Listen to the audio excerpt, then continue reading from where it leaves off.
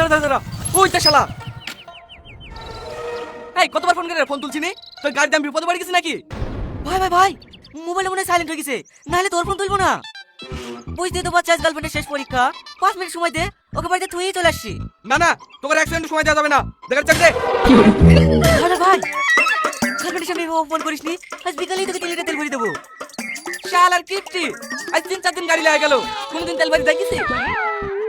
শালার ভিখারি কোথাকার, তোর বাপ ভুল না গাড়ি কিনতে দে।